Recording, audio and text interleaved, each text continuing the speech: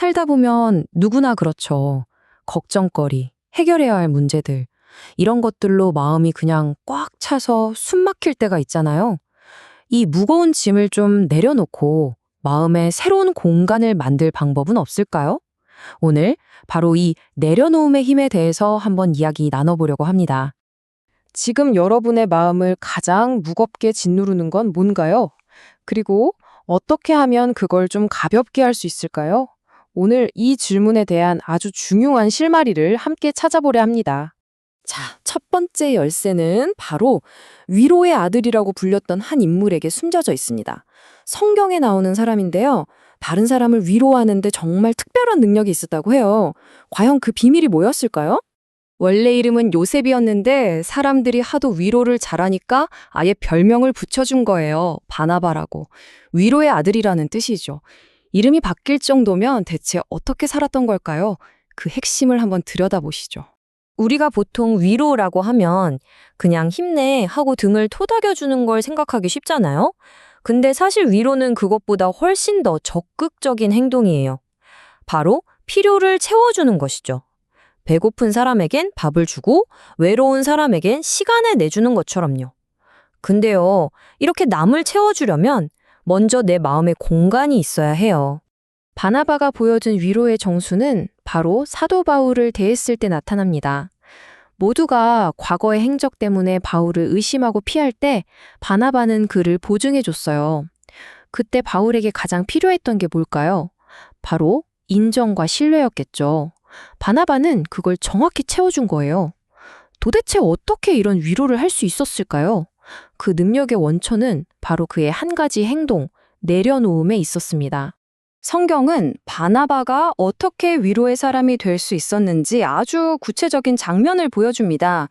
자기 소유의 밭을 팔아서요, 그 돈을 사도들의 발 앞에 그냥 두었다고 말해요. 바로 이 내려놓음이라는 행동, 이게 바로 다른 사람을 품을 수 있는 마음의 공간을 만든 핵심 열쇠였습니다. 자, 그럼 이 내려놓음이라는 게 도대체 어떻게 우리 마음의 공간을 만들어주는 걸까요? 그 원리를 한번 자세히 살펴보겠습니다. 이 표를 보면 딱 와닿죠. 왼쪽처럼 내 돈, 내 걱정, 내 계획 이런 것들을 마음속에 꽉 움켜쥐고 있으면요. 정말 신기하게도 내 문제밖에 안 보여요. 다른 사람이 들어올 틈이 없는 거죠.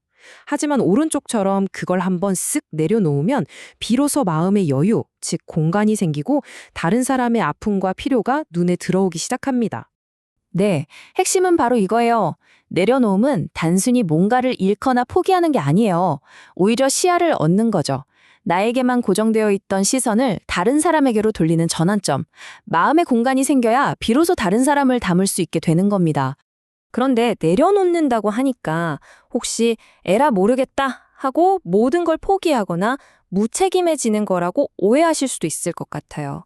그래서 세 번째 섹션에서는 이 내려놓음의 진짜 의미, 즉 포기가 아니라 위탁이라는 중요한 차이점을 짚어보겠습니다. 신앙 안에서 말하는 내려놓음은요, 무책임하게 손을 탁 놓아버리는 게 절대 아닙니다. 오히려 훨씬 더 적극적인 신뢰의 행동이죠. 내 힘으로 어떻게든 통제해보려고 끙끙대던 나의 걱정, 나의 미래, 골치 아픈 관계들을 전능하신 하나님께 맡겨드리는 거예요.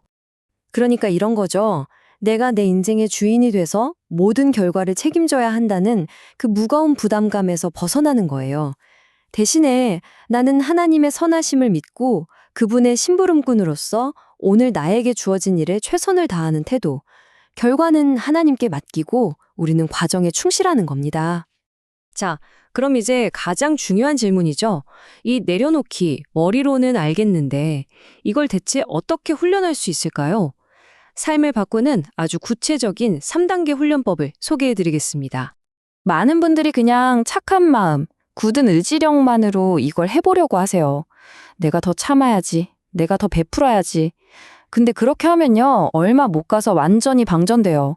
지치고 억울한 마음이 들고 결국엔 나만 손해보는 것 같다는 생각에 무너지게 되죠. 그렇다면 바나바의 진짜 비밀은 뭐였을까요? 성경은 그가 단지 착한 사람이 아니라 성령과 믿음이 충만한 사람이었다고 말합니다. 바로 이거예요. 이게 바로 지치지 않고 원망 없이 진짜 위로를 할 수 있게 만든 핵심 재료였던 겁니다. 성령으로 충만하다. 이 말이 조금 막연하고 어렵게 들릴 수 있죠. 제가 아주 간단한 비유를 하나 들어드릴게요. 원리를 알면 정말 쉬워요. 만약에 여러분이 정말 갖고 싶은 한정판 신발이 있다고 생각해 보세요. 아마 일주일 내내 그 신발만 찾아보고 그 신발 생각만 할걸요? 그럼 어떻게 될까요? 머릿속에 온통 그 신발로 꽉 차버리겠죠? 말 그대로 신발로 충만한 상태가 되는 거예요. 원리는 아주 간단합니다. 우리가 계속해서 반복적으로 집중하고 생각하는 것이 결국 우리 마음을 채우게 되어 있어요. 이 원리를 적용하면 3단계 훈련법이 나옵니다. 첫째, 내 걱정과 문제를 생각하던 그 시간에 의식적으로 하나님의 말씀을 반복해서 생각하는 거예요. 마음의 초점을 바꾸는 거죠. 둘째, 그러면 마치 물이 스펀지에 스며들듯 우리 마음이 자연스럽게 성령으로 채워지는 결과가 따라옵니다. 마지막 셋째, 이 믿음과 평안을 바탕으로 나의 염려를 하나님께 맡기기로 선택하고 실제 행동으로 옮기는 겁니다. 이게 바로 내려놓음의 훈련 과정이에요. 자, 이제 마지막으로 이 내려놓음의 가장 완벽하고 궁극적인 모범을 함께 살펴보겠습니다. 바나바가 위로의 아들이었다면 예수님은 그야말로 위로 그 자체이신 분입니다. 인류를 위한 가장 완벽한 바나바, 완벽한 위로의 아들이시죠. 이 말씀은 예수님의 내려놓음을 가장 극적으로 보여줍니다. 그분은 본래 하나님이셨지만 그 모든 영광과 권능을 스스로 비워내셨다. 즉 내려놓으셨어요. 그리고 인간이 되셔서 가장 낮은 자리, 십자가에서 죽기까지 하셨습니다. 모든 것을 내려놓으신 거죠. 예수님께서 왜 모든 것을 내려놓으셨을까요? 바로 우리에게 가장 절실하게 필요한 단 한 가지, 영원한 생명이라는 최고의 위로를 주시기 위해서였습니다. 그분의 궁극적인 내려놓음이 우리의 가장 근본적인 필요를 채운 것입니다. 이제 우리 차례입니다. 오늘 이야기를 들으시면서 마음에 떠오른 것, 당신을 가장 무겁게 하는 그 짐 한 가지는 무엇인가요? 거창한 게 아니어도 괜찮습니다. 오늘 배운 대로 그 한 가지를 주님께 온전히 맡겨보는 연습, 지금 바로 시작해보는 건 어떨까요?